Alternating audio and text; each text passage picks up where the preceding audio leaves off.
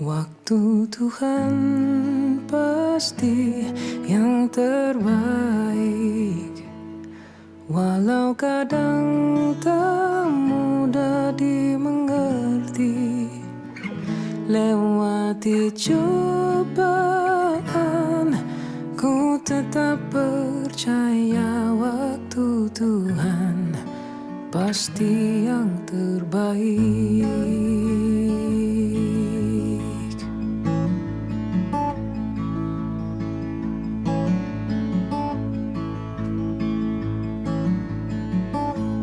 Bila kau izinkan sesuatu terjadi,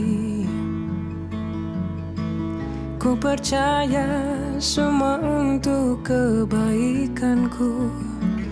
Bila nanti telah tiba waktumu, ku percaya kuasa-Mu memulihkan hidupku. Waktu Tuhan pasti yang terbaik, walau kadang tak mudah dimengerti. Lewati cobaan, ku tetap percaya waktu Tuhan pasti yang terbaik.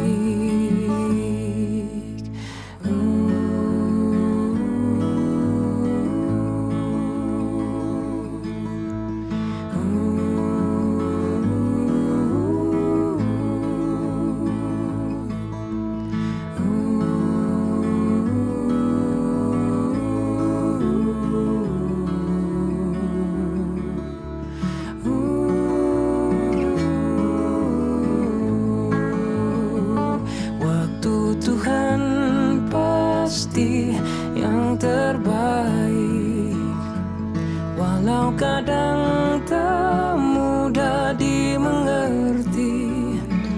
Lewati cobaan, ku tetap percaya waktu Tuhan pasti yang terbaik. Waktu Tuhan pasti yang terbaik. Waktu Tuhan pasti yang terbaik.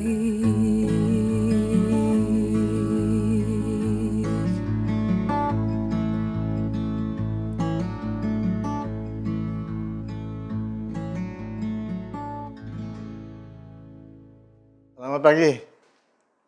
Haleluya, puji Tuhan. Karena PSBB diperketat, kembali kita bertemu melalui YouTube online ini. Menghindari sesuatu yang tidak kita inginkan dan kita menjaga kesehatan kita masing-masing.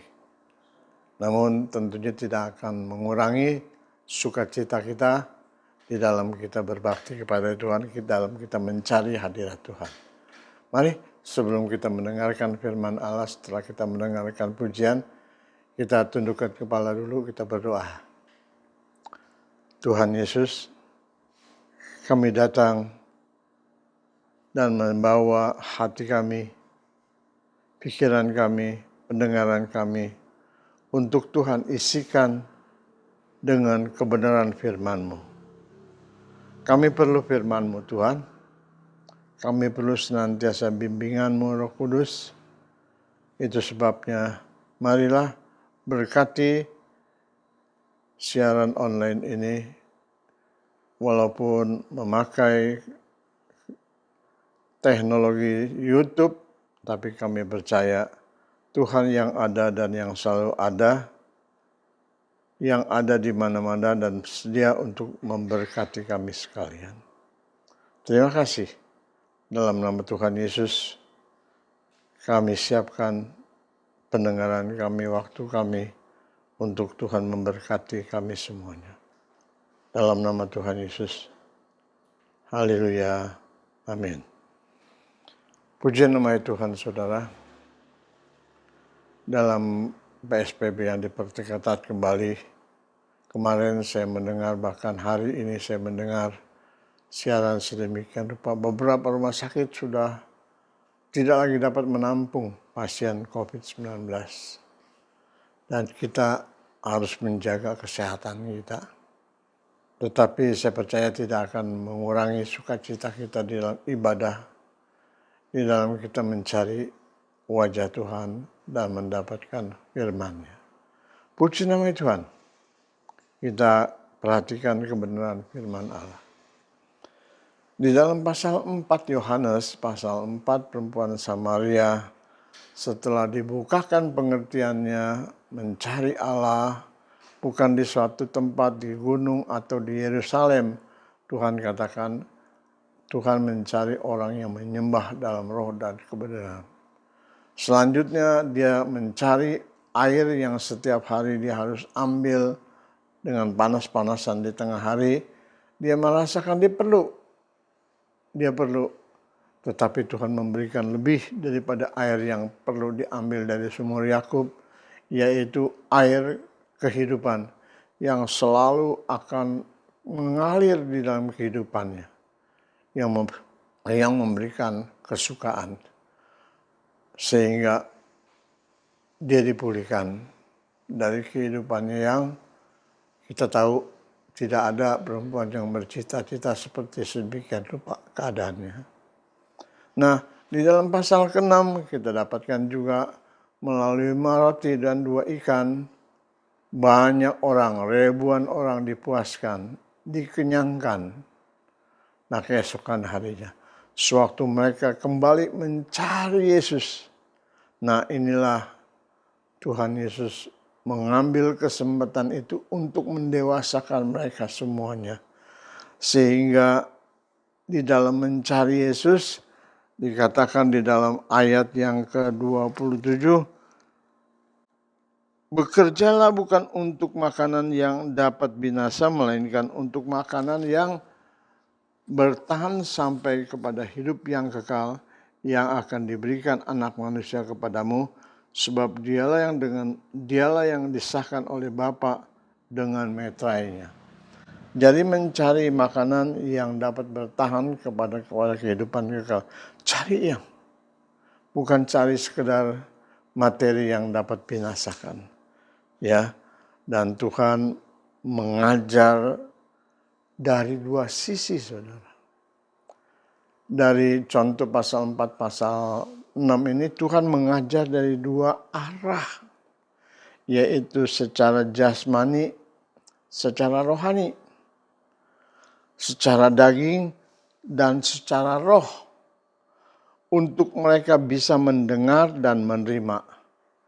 2 cara yang dapat bisa memberikan orang itu mengerti menjadi anak Tuhan, mendengar, belajar, menerima, yaitu mempercayai, beriman. Tuhan tidak paksakan dengan secara otoriter, tetapi dengan bijaksana sekali Tuhan membimbing orang-orang yang mencari Tuhan.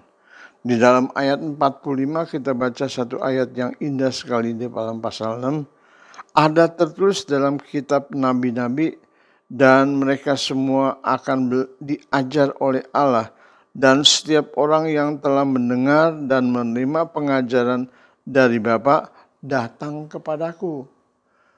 Nah, ini pengajaran, saudara, bukan oleh kepandaian saya, bukan oleh fasinya pendeta berbicara, tetapi ayat 45, Tuhan sendiri, Allah sendiri yang akan mengajar untuk bisa diterima dan mempercayainya. Ya, ini sangat bijaksana, saudara. Di dalam Tuhan menyelamatkan seseorang itu, dia tidak paksa sedemikian rupa, diberikan kebebasan kepada kita. Dibimbing agar kita mengerti. Setelah mengerti, timbullah kepercayaan, yaitu iman. Nah, tinggal orang itu sendiri, apakah dia sediakan hati atau mengeraskan hati, menolak uluran tangan kasih Tuhan yang mau menolongnya. Dan kalau sudah terbuka mata jasmani kita, sudah terbuka mata rohani kita. Kita terima kasih anugerah yang Tuhan dengan bijaksana dan seksama. Bersyukurlah. Amin. Ya, Tuhan memberikan bimbingan sedemikian rupa, bijaksana. Ya, dia tidak memakai kekuasaannya untuk memaksakan. Dia berikan kebebasan. Diajar, belajar untuk mengerti dan menerimanya. Puji Tuhan. Tetapi minggu lalu disinggung oleh Pak Iho di dalam 1 Petrus pasal 5 ayat 8 dan sampai ke 10. Ayat 8. Sadarlah dan berjaga-jagalah, lawanmu si iblis berjalan keliling sama seperti singa yang mengaum-ngaum dan mencari yang dapat ditelan. Lawanlah dia dengan iman yang teguh, sebab kamu tahu bahwa semua saudara-saudara di seluruh dunia menanggung penderitaan yang sama. Dan Allah sumber segala kasih karunia yang telah memanggil kamu dalam Kristus kepada kemuliaannya yang kekal akan melengkapi, meneguhkan, menguatkan, dan mengokohkan kamu sesudah kamu menderita seketika lamanya. Jadi di sini saudara begitu jelas dikatakan, sadarlah, memberikan pengertian kepada kita, berjaga-jagalah, memberikan kepada kita waspadalah. Kalau kata halusnya hati-hati.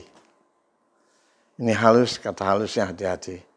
Tetapi saudara kita lihat di dalam ayat yang ke-9. Lawanlah dia dengan iman yang teguh sebab kamu tahu bahwa semua saudara-saudaramu di dunia menanggung penderitaan yang sama. Nah ini bukan terjadi pada seseorang. Bukan hanya terjadi kepada satu kelompok. Tetapi dikatakan di seluruh dunia hal ini akan dialami dan menemui. Bagaimana singa mencari kelemahan untuk dapat ditelannya, untuk dapat dibunuhnya. Sebenarnya di dalam pasal 4, pasal 6 ini, gereja ini sudah bisa dipenuhi dengan jiwa-jiwa yang diselamatkan. Menjadi warga kerajaan Allah. Ya, kalau kita perhatikan pasal yang ke-7, saudara. Tadi di dalam pasal 1 Petrus 5 ayat 8 sampai 10 dikatakan, dan ini bukan hanya saudara sendiri. Kita sendiri yang di BST akan dialami oleh seluruh anak-anak Tuhan di muka bumi ini. Tetapi Allah Tuhan kita yang terus akan memberikan kepada kita, ya, dan Allah sumber segala kasih karunia,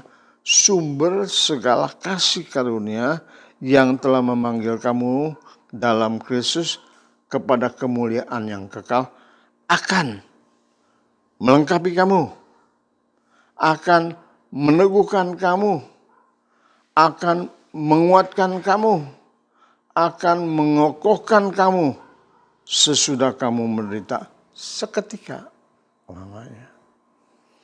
Jadi hal ini anak-anak Tuhan di seluruh dunia akan mengalaminya. Karena kalau kita perhatikan setelah pasal 4 tentang air yang memberikan kepuasan bagi jiwa perempuan Samaria itu, dan kita lihat di dalam pasal 6 orang yang mencari Tuhan dibimbing oleh Tuhan sedemikian rupa. Dan dikatakan Tuhan sendiri yang akan mengajar. Tuhan sendiri akan membuat kamu percaya. Belajar dan percaya beriman. Namun saudara kalau kita perhatikan pasal 7 ayat 1. Di dalam Yohanes pasal 7 ayat 1 saudara. Wah, inilah yang menjadi tantangan buat kita sekalian. Di dalam pasal 7 ayat 1 saudara, kita berlanjutkan pembacaan kita. Yohanes pasal 7 ayat 1.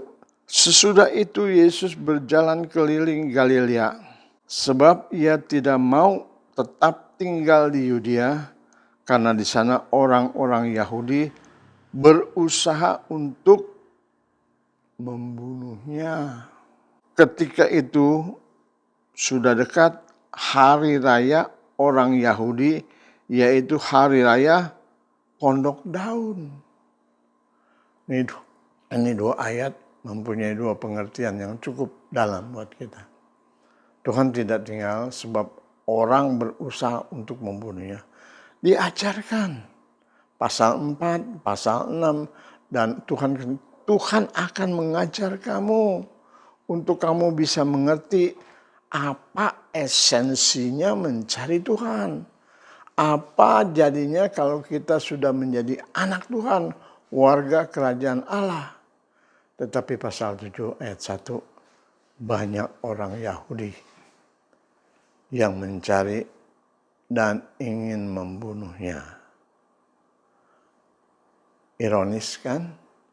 Tetapi Petrus katakan, ini terjadi di seluruh dunia, saudara. Namun ingat, ayat yang berikutnya Tuhan katakan, Allah yang memanggil kamu di dalam Yesus Kristus yang akan terus mengokohkan, menguatkan, meneguhkan sampai kepada kita selalu ada dalam genggamannya, ada selalu dalam perlindungannya. Kita teruskan ayat 5, ayat 3 sampai 5, saudara. Yohanes 5 ayat 7, ayat 3 dan 5. Maka kata saudara-saudara Yesus kepadanya, berangkatlah dari sini dan pergi ke Yudea, supaya murid-muridmu juga melihat perbuatan-perbuatan yang engkau lakukan. Sebab tidak seorang pun berbuat sesuatu di tempat tersembunyi.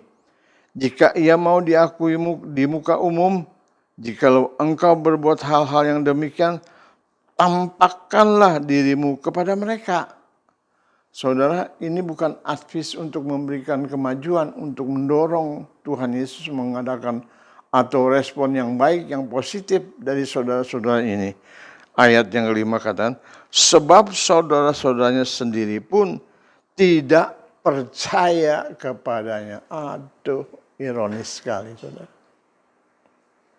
Ironis sekali. Ya, di dalam ayat ini katakan, saudara-saudaranya, orang sendiri, orang dalam menjadi batu sandungan, saudara. Menjadi batu sandungan. Jahatkah saudara-saudara Yesus secara jasmani itu? Tidak. Kalau kita perhatikan seperti itu, kita akan menuduhnya saudara Yesus yang orang jahat. Namun tidak, saudara. Bagaimana kita bisa tahu kalau tidak? Sebab di akhir surat dari Alkitab kita ini, surat terakhir Yehuda atau Yudas memberikan satu dorongan, satu kekuatan mengarahkan kepada Yesus. Ya, suratan yang masuk ke dalam Alkitab dari saudara Yesus secara jasmani itu, yaitu Yudas atau Yehuda. Dahsyat kan?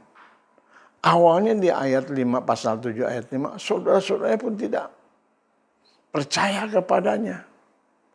Bukan jahat, saudara, tetapi belum mengerti, belum dibukakan. Nah, inilah kesabaran daripada Yesus. Mungkin sebagai saudara secara jasmani yang tertua, Yesus begitu sabar untuk mengajar, membimbing, mendidik, menerangkan kepada adik-adiknya, ya, dari Maria dan Yusuf ini. Wah, apakah ini susah? Apakah ini tidak dapat kita belajar? Apa kita tidak dapat menirunya? No, saudara, jangan menyerah dulu. Jangan menyerah dulu. Sebab Tuhan begitu bijaksana memberikan contoh-contoh kepada murid-muridnya. Asal kita tahu caranya. Pertama, taat dan setia. Taat seperti apa? Setia seperti apa? Kita ingat, sewaktu Tuhan Yesus datang kepada Yohanes Pembaptis di dalam Matius pasal 3, saudara. Di dalam Matius pasal 3. Maka datanglah Yesus dari Galilea ke Yordan kepada Yohanes untuk dibaptis olehnya. Tetapi Yohanes mencegah dia. Katanya, "Akulah yang perlu dibaptis olehmu, dan engkau yang datang kepada aku." Lalu Yesus menjawab kepadanya, "Biarlah hal ini terjadi, karena demikianlah sepatutnya kita menggenapkan seluruh kehendak Allah." Enggak susah, saudara. Kita menggenapkan apa yang Tuhan kehendaki. Kita melakukan apa yang Tuhan suruhkan. Ya, maka setelah dia taat, Tuhan Yesus lakukan, mengajarkan kepada Yohanes Pembaptis, kita lihat. Lalu Yesus menjawab katanya, "Biarlah hal ini terjadi, karena demikianlah sepatutnya kita menggenapkan seluruh kehendak Allah." Dan Yohanes pun menurutinya. Sesudah dibaptis, Yesus segera keluar dari air, dan pada waktu itu juga langit terbuka, dan ia melihat Roh Allah seperti burung merpati turun ke atasnya. Lalu terdengarlah suara dari surga yang mengatakan, "Inilah anakku yang kukasihi, kepadanya aku berkenan." Bagaimana kita bisa diperkenan Allah? Turuti kehendak Allah, turuti perintah Tuhan. Kalau kita diajarkan tadi, ya, bagaimana kita harus bersabar sehingga saudara-saudara Yesus, Yudas atau Yehuda itu bisa sampai tulisannya masuk ke dalam Alkitab, saudara, itu bukan main-main. Amat dahsyat.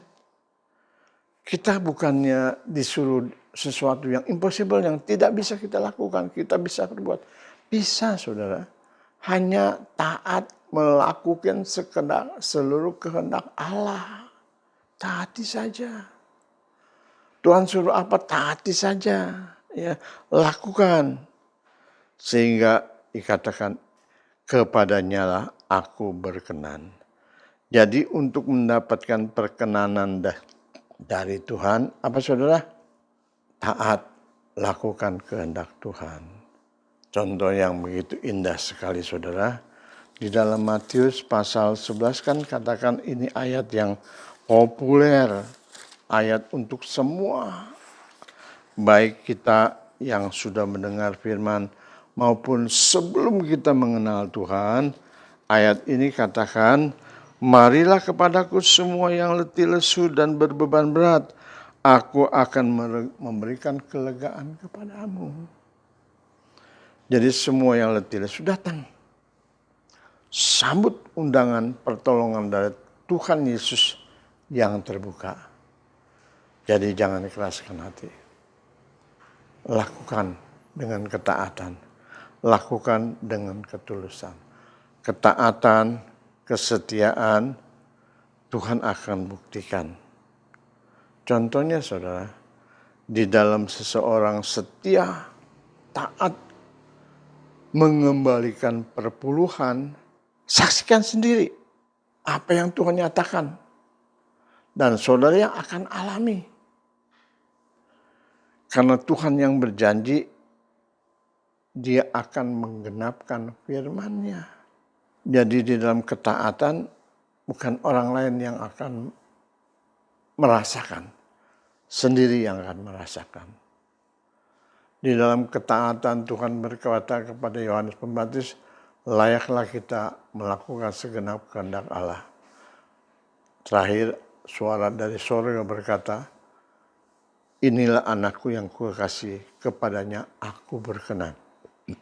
Nah, setelah kita diperkenan oleh Allah, saudara, puji Tuhan, kehidupan saudara akan berubah. Ketaatan, kesetiaan kita mengiring Tuhan, ketaatan, kesetiaan kita mengembalikan milik kepunyaan Allah, bukan orang lain yang akan alami. Bukan orang lain yang terimakan berkat itu, saudara sendiri yang akan terima berkat. Dan saudara sendiri yang akan alami. saudara sendiri akan dilihat oleh orang. Namun di dalam hal ini perlu ketaatan dan kesetiaan. Nah, kita kembali kepada masalah tadi, saudara. Di dalam 1 Petrus pasal 5, sadarlah ada kuasa iblis yang digambarkan di dalam Alkitab seperti singa yang mengaum-ngaum berkeliling untuk mencari orang yang lengah. Tetapi firman Tuhan di dalam ayat 9, ayat 10 indah. Dia yang memanggil kita sekalian di dalam Yesus, yang akan meneguhkan, yang akan membimbing, yang akan menolong kita untuk dapat kita mengatasi semuanya itu. Nah, ayat terakhir saudara, balik daripada semua yang kita bisa lakukan. Di dalam Matius pasal yang ke-7 saudara, ini sensasi sekali. Jadi dalam kita mengiring Tuhan, di dalam kita mencari kebahagiaan di dalam Tuhan, di dalam kita mendapatkan sejahtera dari Tuhan, saudara, di dalam Matius pasal 7 ayat 21, ironis. Itu sebabnya Petrus katakan, sadarlah, berjaga-jagalah, waspadalah. Tadi saya katakan hati-hati, nah, ini lembut sekali. Tetapi Petrus katakan sadar, waspada, berjaga-jagalah. Sebab kelemahan kita diincar oleh si iblis untuk dijatuhkan. Tetapi puji Tuhan, Dia yang memanggil kita setia. Yang akan terus menguatkan, mengokohkan kita, membimbing kita. Asal kita taat. Asal kita melakukan apa yang Tuhan kehendaki. Nah, ayat terakhir saudara sensasi sekali. Di dalam pasal ke-7, Matius pasal 7 ayat 21. Dia katakan, bukan setiap orang yang berseru kepadaku, Tuhan, Tuhan akan masuk ke dalam kerajaan surga, melainkan dia yang melakukan kehendak Bapa-Ku yang di surga. Pada hari terakhir banyak orang akan berseru kepadaku, Tuhan, Tuhan, bukankah kami bernubuat demi namamu dan mengusir setan demi namamu dan mengadakan banyak mujizat demi namamu juga? Tetapi ayat 23 saudara, pada waktu itu aku akan berterus terang kepada mereka dan berkata, aku tidak pernah mengenal kamu. Enyahlah daripadaku, kamu sekalian yang berbuat kejahatan. Di atas kita meresponi panggilan Tuhan, membuka hati, karena Tuhan begitu bijaksana di dalam memanggil kita. Ajar, yaitu belajar untuk kita mengerti sehingga kita mempercayainya. Namun ironis sekali, pasal 7 Tuhan diancam dan terancam jiwanya untuk dibunuh. Bahkan sampai di dalam ayat 3-5, saudara-saudara sendiri pun tidak mempercayainya. Apa saudara Yesus orang jahat? Bukan. Mereka belum disadarkan, belum dibukakan mata rohaninya. Namun kalau kita sudah dibukakan mata rohaninya, mata rohani kita bisa mengerti bagaimana Tuhan berkata, marilah semua yang letih sudah datang kepadaku.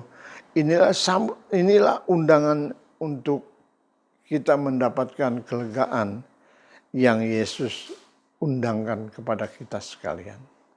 Puji Tuhan. Jadi ketaatan, kesetiaan kita tahu itu akan menjadi kepadanya lah aku berkenan. Namun di dalam pasal 7 ironis saudara. Kalau kita melakukan di dalam Tuhan, firman Tuhan katakan, sekalipun engkau sudah bernubuat, sekalipun engkau sudah menyembuhkan, mengusir setan demi namamu, kalau saja itu untuk kepentingan kita, bukan searah dengan kebenaran dan rencana Tuhan buat kita, adalah ironis, saudara. Kalau kita mencari kepentingan diri sendiri, firman Tuhan katakan, enyahlah, aku tidak mengenal engkau. Wow. Simak saudara. Dari Yohanes pasal 4, pasal 6, pasal 7 dikatakan saudara sendiri pun, orang dalam sendiri pun seperti menghalangi menjadi batu sandungan.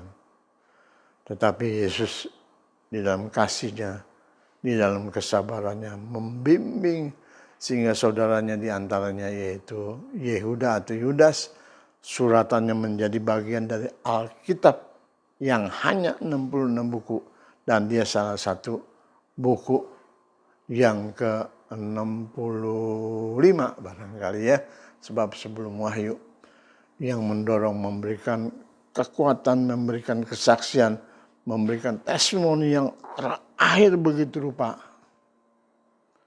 Namun kalau kita taat melakukan kehendak Tuhan, sebaliknya yang kita melakukan hanya untuk kepentingan diri sendiri, keuntungan diri kita sendiri, ambisi kita sendiri, mengambil kesempatan itu, di dalam Matius pasal 7 ayat 21-23 katakan, enyahlah engkau, aku tidak mengenal. Oh saudara, mari kita perhatikan kebenaran firman Allah. Tuhan membimbing kita dengan bijaksana. Tuhan mengajar kita supaya kita mengerti, belajar. Dalam kita belajar, kita telah mengetahui bagaimana rencana Tuhan yang indah, kita bisa menerimanya atau kita bisa mempercayainya. Dan selanjutnya hati-hati, waspada, sebab tidak tinggal diam si iblis ini. Tetap mencari kesempatan untuk meluluh, untuk menerkam, untuk menelan orang yang lemah. Di dalam 1 Petrus pasal 5 ayat 8-10. Namun puji Tuhan, Dia yang memanggil kita dalam Kristus akan terus membimbing kita, menguatkan kita, mengokohkan kita, sampai benar-benar kita bisa menikmati apa yang Tuhan janjikan di dalam kehidupan kita. Baik sekarang maupun di hari kemudian, di dalam kekekalan. Puji nama Tuhan. Kiranya Tuhan memberkati kita pagi hari ini. Belajar saudara, ini rekaman bisa diulang. Saudara bisa buka catat ayat-ayat yang secara cepat tidak diungkapkan, dibuatkan per detail. Saudara bisa belajar ayat-ayat itu, bandingkan, urutkan. Supaya kita diperkenan di hadapan Tuhan. Tuhan memberkati. Amin. Kita akan akhiri ibadah kita pada pagi dan siang hari ini. Mari saudara, kita terima berkat dari Tuhan. Allah damai sejahtera menguduskan kamu dalam keseluruh kehidupanmu, sehingga roh, jiwa, dan tubuhmu terpelihara sempurna dengan tak bercacat hingga kedatangan Yesus Tuhan kita. Terimalah berkat dari Allah Bapa di surga, kasih sayang di dalam Yesus Kristus Tuhan dan Juru Selamat kita, beserta perlindungan, penghiburan, bimbingan, kekuatan daripada Roh Kudus menyertai kita sekarang dan sampai selama-lamanya. Amin.